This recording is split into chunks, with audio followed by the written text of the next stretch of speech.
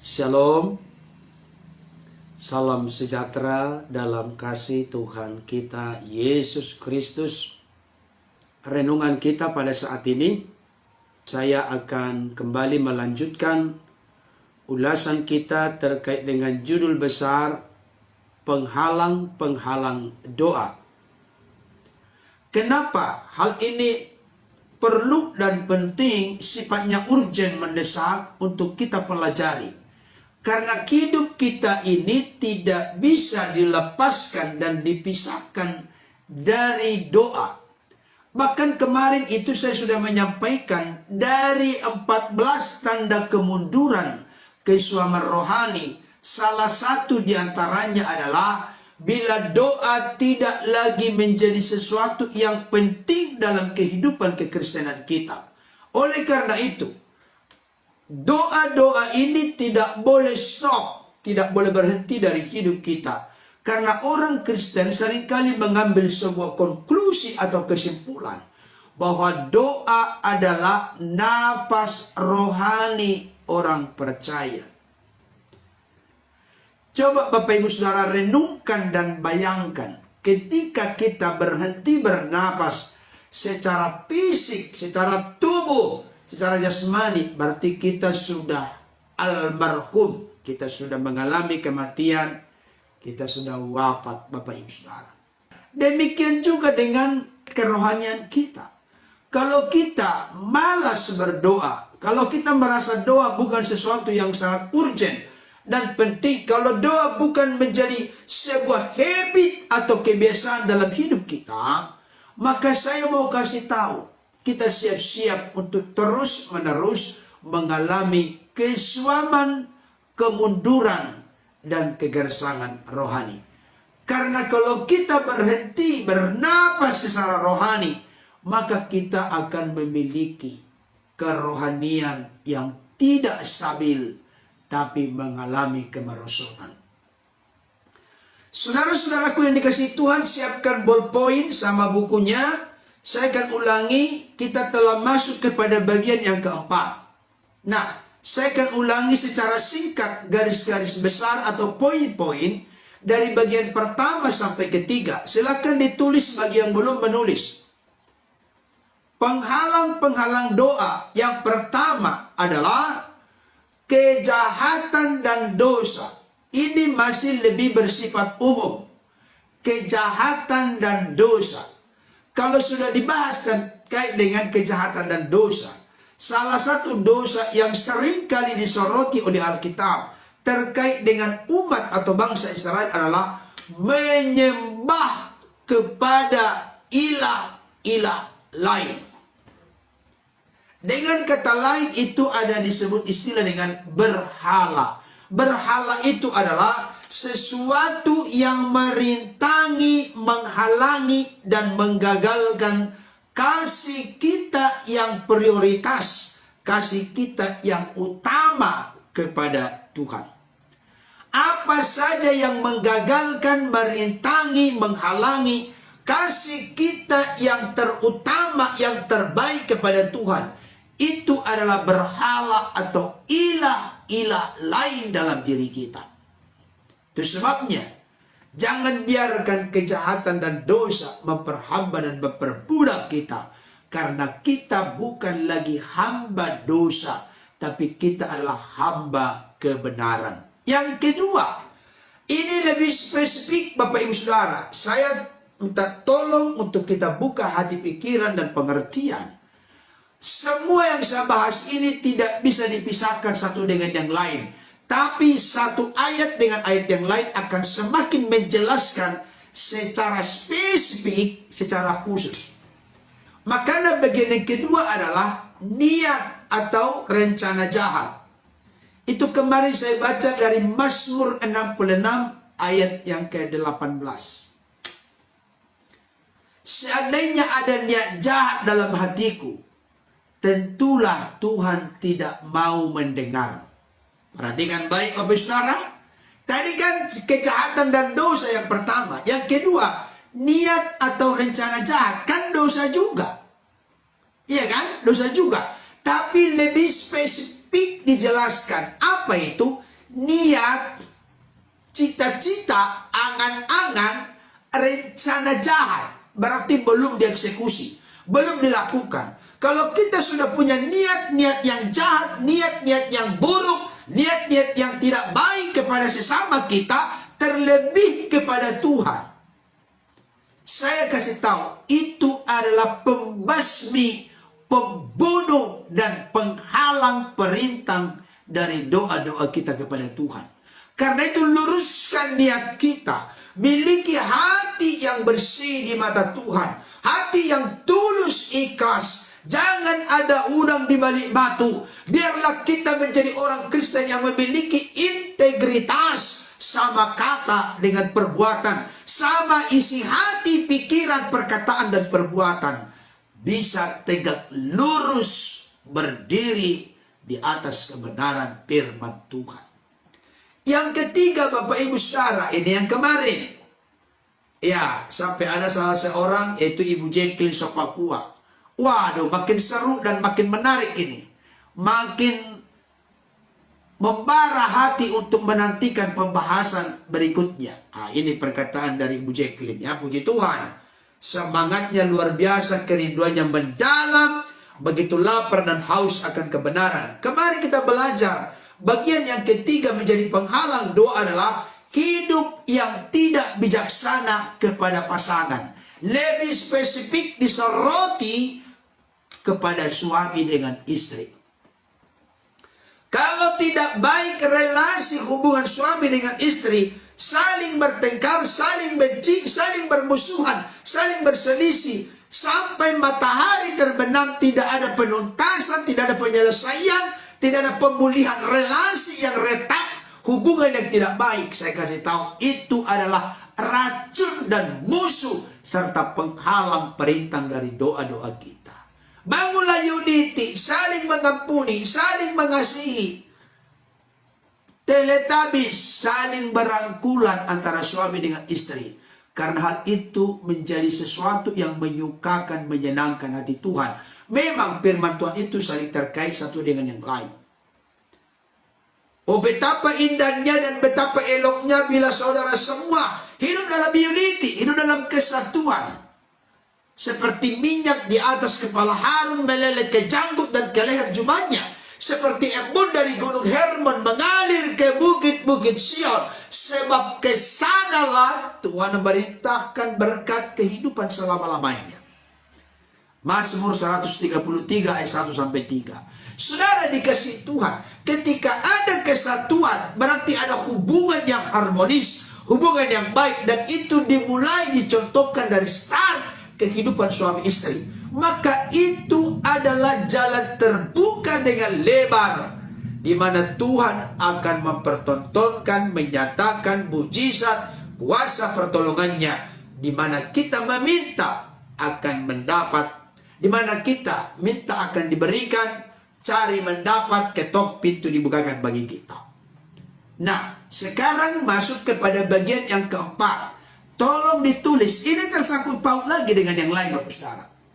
Bukan sesuatu yang asing, tapi kita lebih ditegaskan poin demi poin, supaya kita lebih utuh, lebih holistik, membuat koreksi, evaluasi terhadap diri kita masing-masing. Saya mengajak kita membuka Alkitab Amsal 28 ayat yang ke-9. Mari buka bersama saya Amsal 28 ayat 9. Sudah?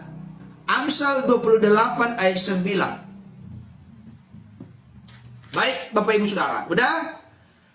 Buka bersama saya ya, Amsal 28 ayat 9. Dikatakan demikian. Siapa memalingkan telinganya untuk tidak mendengarkan hukum, juga doanya adalah kekejian. Saya ulangi kembali. Siapa memalingkan telinganya untuk tidak mendengarkan hukum, juga doanya adalah kekejian. Perhatikan baik. Kalau doa itu kekejian, berarti Tuhan tidak suka. Tuhan tidak senang. itu menjadi penghalang, perintang, dan penghambat dari doa-doa kita. Kan doanya kekejian. Sesuatu yang tidak disukai oleh Tuhan, itu kekejian. Sesuatu yang bertolak belakang dengan apa yang Tuhan inginkan, sukai, dan kehendaki. Itulah kekejian. Kekejian atau kejijikan. Saudaraku dikasihi Tuhan. Nah, kok bisa doa menjadi kekejian? Hati-hati Bapak Ibu Saudara ya. Kok bisa doa menjadi kekejian? Jawabannya adalah Amsal 28 ayat 9 bagian awal. Apa itu? Siapa memalingkan telinganya untuk tidak mendengarkan hukum, juga doanya adalah kekejian. Berarti Bapak Ibu Saudara, kita ini diberikan Tuhan dua telinga. Telinga kiri dan telinga kanan. Kita diberikan Tuhan satu mulut. Hanya mulut yang satu ini. Dua telinga satu mulut. Maknanya untuk kita adalah supaya kita lebih banyak mendengar daripada berbicara. Pasanglah kedua telinga kita baik-baik. Arahkan fokus konsentrasi untuk mendengarkan firman. Jangan justru memalingkan telinga untuk tidak mendengarkan firman. Kita punya telinga ini, mari kita pakai, kita pasang baik-baik untuk mendengarkan firman, mendengarkan kebenaran, mendengarkan hukum. Orang yang memalingkan telinganya untuk tidak mendengarkan hukum, hukum itu saya baca bahasa Indonesia sehari-hari. Lebih jelas Bapak Ibu Saudara, perhatikan bahasa Indonesia sehari-hari, Amsal 28 ayat 9. Dikatakan demikian, jika engkau tidak menaati hukum Allah, saya ulangi, jika engkau tidak menaati hukum Allah, Allah pun akan merasa muak terhadap doamu. Saya ulangi ya. Jika engkau tidak menaati hukum Allah, Allah pun akan merasa muak terhadap doamu. Muak. Yang namanya kekejian, kejijikan, sesuatu yang memuakkan. Sesuatu yang kita tidak suka. Sesuatu yang tidak kita senangi. Demikian jugalah Tuhan terhadap doa-doa orang yang mana hidupnya selalu berseberangan dengan Tuhan. Yang mana dia selalu menolak firman Tuhan. Melawan firman Tuhan. Memberontak kepada Tuhan. Memandang sebelah mata firman Tuhan. Yang meremehkan firman Tuhan. Yang memandang rendah firman Tuhan. Bahkan yang mengeraskan hati terhadap firman Tuhan. Saudara-saudaraku yang dikasihi Tuhan, Allah kita panjang sabar, berlimpah kasih setia. Tapi jangan lupa, Allah kita juga Allah yang adil. Allah yang selalu mendidik dan menghajar orang-orang yang dicintai, dikasihinya. Dengan maksud dan tujuan yang utama adalah supaya segera berbalik dari jalan-jalan yang jahat dan menyerahkan hidupnya total kepada Tuhan. Kemarin saya sudah kasih contoh. Hidup kita ini sebenarnya seperti kereta api yang akan menuju tujuan akhir. Tujuan akhir kita adalah surga. Tapi selama perjalanan di dunia ini, kita perlu seperti kereta api yang terus berjalan di atas rel kereta api. Jangan kereta api keluar dari rel kereta api. Kalau itu yang terjadi, maka kereta api secanggih, sehebat apapun kelihatannya, dia tidak akan sampai kepada tujuan. Dia akan mengalami kecelakaan di tengah jalan. Demikian juga dengan hidup kita, Bapak Ibu Saudara. Proses penyucian, proses pengudusan, proses penyempurnaan, proses pendewasaan tidak akan berlangsung secara baik, sehat dalam hidup kita. Kalau kita suka memiliki habit, kebiasaan untuk menolak, untuk tidak mendengarkan firman Tuhan, menolak firman Tuhan, memandang sebelah mata firman Tuhan, melawan firman Tuhan, memberontak kepada Tuhan. Saya mau kasih tahu dan ingatkan, Bapak Ibu Saudara, kalaulah ada di antara Bapak Ibu Saudara saat ini yang sedang menolak firman Tuhan, yang sedang bertolak belakang dengan firman Tuhan, dan engkau tidak merasa gelisah lagi, saya kasih tahu, itu sudah tanda-tanda yang tidak baik dalam konteks kerohanian kita. Tapi kalau Bapak Ibu Saudara masih punya pegangan begini, Bapak Ibu Saudara sadar, engkau dan aku, kita semua menyimpang dari firman Tuhan. Dan ada deg-degan di hati kita. Ada rasa gelisah, ada rasa bersalah dalam diri kita. Oleh karena kita menyimpang dari kebenaran. Saya kasih tahu, dengarkan baik. Bersyukurlah, berterima kasihlah. Karena engkau masih punya getaran yang dari Roh Kudus. Saya mau kasih tahu dan ingatkan kepada kita Bapak Ibu Saudara. Ada banyak contoh-contoh dalam Alkitab. Bagaimana kehidupan dari sebuah bangsa. Bagaimana kehidupan dari raja-raja. Bagaimana kehidupan dari para hakim. Mereka selalu ditolak oleh Tuhan. Apapun yang mereka rindukan, mereka harapkan. Sebelum mereka sadar akan dosa-dosanya, sebelum mereka bertobat dan berbalik dari jalan-jalan yang jahat, serta menyerahkan hidupnya kepada Tuhan, mereka tidak mendapatkan pembelaan dari Tuhan. Mereka tidak menemukan jawaban dari Tuhan.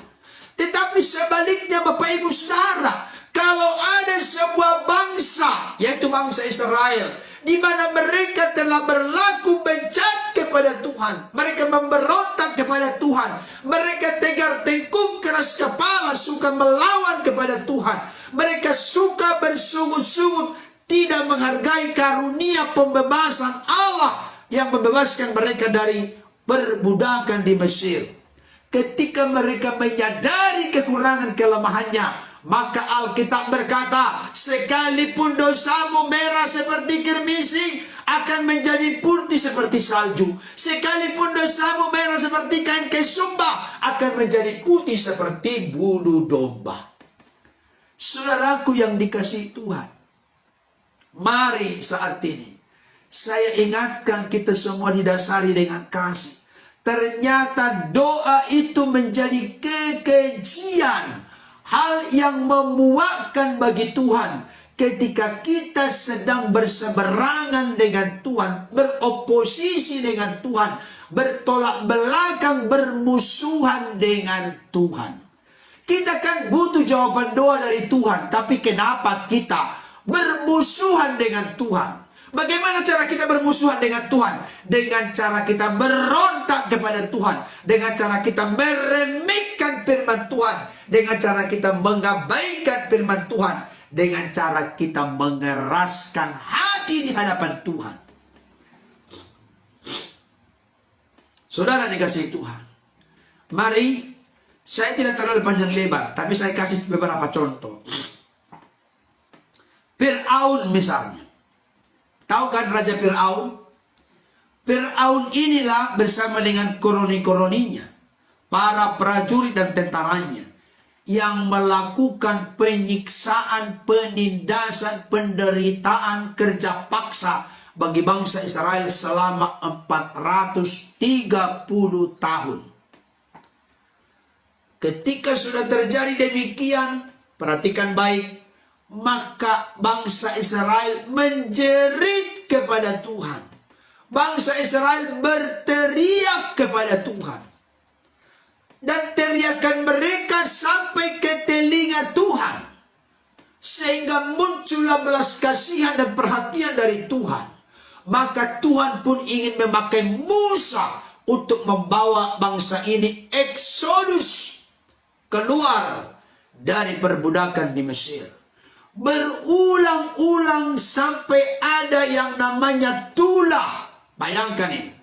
Ada yang namanya tulah. Memang saya kasih tahu salah satu cara Tuhan mengatasi orang yang mengeraskan hati adalah dengan mengizinkan tantangan, kesusahan, penderitaan, masalah, kesukaran, kesulitan di dalam hidupnya.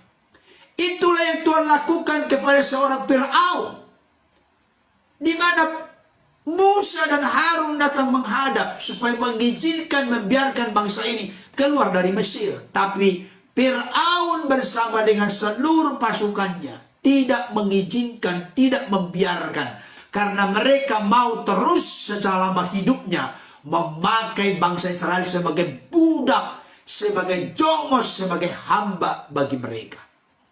Bolak-balik datang. Fir'aun tidak pernah mengizinkan. Artinya apa? Fir'aun itu meremehkan firman Tuhan. Fir'aun itu melawan Tuhan. Fir'aun itu tidak pernah menganggap Tuhan. Padahal Tuhan yang memakai Musa dan Harun untuk menyampaikan firman-Nya, isi hatinya kepada Fir'aun. Fir'aun tetap mengeraskan hati. Padahal Musa telah diutus Tuhan berulang-ulang berkali-kali untuk menyampaikan pesan Tuhan kepada Fir'aun. Tapi Fir'aun tetap mengeraskan hati. Saya berdoa Bapak Ibu Saudara, tidak ada di antara kita yang model Fir'aun. Berulang-ulang Tuhan mengingatkan. Berulang-ulang Tuhan menegur. Sebagai bukti wujud Tuhan mengasihi saudara dan saya. Karena anakku yang kukasihi, kutegur dan kuhajar, kudidik supaya mereka mendapatkan bagian dalam kekudusanku. Kalau saudara dan saya masih mengeraskan hati sampai saat ini, menolak untuk tidak mendengarkan firman Tuhan, menolak untuk tidak menaati, mengabdi dan melakukan firman Tuhan dengan segera, dengan senang hati, sesuai seperti tepat atau cocok. Saya mau kasih tahu, Tuhan pada akhirnya mengeraskan hati Fir'aun. Ngeri Bapak Ibu Saudara. Saya harus belak-belakan berkata, karena dengan cara demikian saya mencintai, mengasihi Bapak Ibu Saudara dimanapun berada. Saya perlu menyampaikan firman Tuhan bukan dengan membelok ke kiri, membelok ke kanan, tapi to the point. Orang Batak bilang si tuluk matanya harbo, sampai langsung telak kepada duduk persoalan yang sebenarnya. Karena dengan demikianlah kita sadar dan disadarkan oleh Roh Kudus untuk berubah dalam Tuhan. Dengarkan baik, Fir'aun mengeraskan hati. Berulang-ulang Tuhan menyampaikan firman-Nya melalui Musa dan Harun. Fir'aun tetap menyepelekan dan meremehkan firman Tuhan. Maka kesimpulan Alkitab berkata, Tuhan pun akhirnya mengeraskan hati Fir'aun. Dengarkan baik, kitab Wahyu berkata, jika Tuhan yang membuka pintu, tidak ada yang bisa menutupnya. Sebaliknya, jika Tuhan yang telah menutup pintu, tidak ada yang bisa membukanya. Artinya apa? Kalau pintu hati kita dibuka Tuhan, jangan lagi tidak mungkin kita tidak akan terbuka. Tetapi Tuhan tidak pernah memaksa kita. Siapkanlah hati kita. Tapi sebaliknya, kalau Tuhan yang sudah menutup pintu, tidak ada yang bisa membukanya. Ketika Tuhan telah menutup pintu hati dari seorang Fir'aun, maka akhirnya karena dia terus-menerus berulang-ulang mengeraskan hati untuk tidak mendengarkan hukum, untuk tidak mendengarkan firman Tuhan, maka akhirnya digolkan sekalian. Tuhan mengeraskan hati Fir'aun. Ketika telah Tuhan mengeraskan hati Fir'aun, maka tidak akan bisa lagi berubah hidupnya. Kesempatan jangan diabaikan. Kesempatan jangan disia-siakan. Saya kasih ilustrasi Bapak Ibu Saudara. Ilustrasi ini penting untuk mengingatkan, menyadarkan kita. Dengarkan baik. Ketika kejahatan manusia makin besar di bumi, kecenderungan, kecondongan, tendensi manusia itu berbuahkan kejahatan. Maka Tuhan pun mengambil kesimpulan untuk memusnahkan semua yang diciptakan. Tetapi Tuhan tahu menyelamatkan siapa yang harus dia selamatkan. Oleh karena karunia Tuhan, Tuhan pun berkenan menyelamatkan satu keluarga yang hidupnya hidup bergaul dengan Allah. Hidup saleh berbeda dengan orang-orang sezamannya. Bernama Nuh. Nuh bersama istrinya dan anak-anaknya dan menantunya selamat. Kalau tidak salah kurang lebih ada 8 orang yang selamat masuk ke dalam bahtera itu. Dengarkan, perhatikan baik. Kalau kita membaca dalam kitab Petrus, di sana dikatakan bagaimana Nuh berulang-ulang memberitakan, menyaksikan bahwa Tuhan akan menghukum dunia. Tetapi orang-orang di sekelilingnya justru memberikan respon tanggapan yang mengeraskan hati. Apalagi kan Nuh membangun baterainya di darat. Ya, secara logis dan masuk akal ketika Nuh dituduh oleh mereka-mereka yang sudah bejat akhlak dan moralnya ini, bahwa Nuh adalah seorang yang gila. Itu sangat wajar. Karena membangun bahtera di darat. Bahtera itu mah bukan di darat, jauh dari lautan atau dari danau. Tapi Nuh membangun bahtera di darat karena perintah Tuhan. Saudara yang dikasihi Tuhan, dengarkan baik. Selama Nuh membangun bahtera, tentunya ini adalah saat-saat yang sangat menentukan bagaimana orang-orang sekitar ini meresponi pesan Tuhan. Tapi coba lihat, mereka sama sekali tidak mau tahu, tidak mau peduli dengan apa yang dikatakan oleh Nuh, dengan apa yang sedang disiapkan dan diperbuat oleh Nuh. Maka reaksi-reaksi yang negatif, respon-respon yang negatif yang justru muncul. Dengarkan baik Bapak Ibu Saudara. Setelah tiba waktunya, halo Bapak Ibu, setelah tiba waktunya, seluruh mata air di bumi dibuka oleh Tuhan. Hujan yang begitu deras berhari-hari, berbelasan hari, puluhan hari, turun dari langit tanpa henti. Akhirnya terjadilah banjir besar. Bapak Ibu Saudara pernah gak membayangkan kira-kira orang-orang di luar bahtera Nuh sedang ngapain? Tentunya secara alami kita berpikir mereka berjuang dan berupaya untuk mendekati bahtera Nuh. Yang berenang bisa berenang. Ketika air sudah semakin naik, semakin naik, semakin naik, nyawa mereka terancam. Saudara dikasihi Tuhan, coba perhatikan, ada saatnya akan terlambat. Karena apa? Alkitab berkata dalam kitab Kejadian, maka Tuhan memberitakan supaya semua binatang-binatang, hewan-hewan itu masuk satu pasang ke bahtera Nuh. Setelah itu baru disuruhlah masuk istrinya, masuk ada anaknya, masuk menantunya. Dengarkan baik, yang terakhir masuk dari pintu masuk bahtera itu adalah Nuh. Perhatikan baik, terakhir. Setelah Nuh masuk ke dalam bahtera itu, maka Tuhan pun menutup pintu bahtera itu. Tuhan yang menutup pintu bahtera itu. Ketika Tuhan yang sudah menutup pintu bahtera setelah Nuh masuk, maka tidak ada lagi yang bisa untuk masuk ke dalam bahtera itu. Artinya sudah hilang, lenyap kesempatan. Itu sebabnya Bapak Ibu Saudara, pada hari ini kalau engkau dan aku rindu bagaimana doa kita menjadi doa yang berbau harum, doa yang menyukakan dan menyenangkan Tuhan, doa yang berkenan kepada Tuhan, maka jauhkanlah dari diri kita untuk tidak menaati hukum Allah, firman Tuhan, kebenaran. Jangan kita remehkan, jangan kita abaikan, jangan kita pandang sebelah mata firman Tuhan. Taatilah. Sejauh mana, sedalam apa Bapak Ibu Saudara mengerti, memahami firman saat ini. Dengarkanlah, lakukanlah, kerjakanlah. Karena firman Tuhan berkata, mengingatkan kita jangan tiru seperti Fir'aun.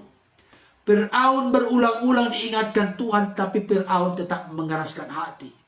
Betapa banyak bencana yang dialami oleh Mesir oleh karena Fir'aun mengeraskan hati. Dari semua tulah kataklah yang datang, belalang yang datang, hujan eslah yang datang. Bagaimana sungai yang ada di sana menjadi darah semuanya. Bahkan terakhir adalah tulah anak sulung dari manusia dan hewan mengalami kematian. Termasuk anak sulung dari Fir'aun mengalami kematian. Selalu kerugian yang didapat ketika kita meremehkan firman Tuhan. Saya sudah kasih kemarin ayat hafalan kepada kita. Apakah Bapak Saudara masih ingat ayat hafalan? Waduh, Pak Pendeta sudah terlalu banyak ayat hafalan. Ayat hafalan Amsal 13 ayat 13. Tolong jangan lupa itu. Saya ingatkan kembali Bapak Ibu Saudara, itu ayat hafalan untuk kita hari ini. Amsal 13 ayat 13. Apa itu? Siapa meremehkan firman, ia akan menanggung akibatnya. Tetapi siapa taat kepada perintah, akan menerima balasan. Haleluya. Siapa meremehkan firman memandang sebelah mata firman, memandang rendah firman, menolak firman, melawan firman, bermusuhan dengan firman, mengeraskan hati untuk tidak melakukan firman, akan menanggung akibatnya. Mau Bapak Ibu Saudara? Supaya kita menanggung akibat dari kita meremehkan firman,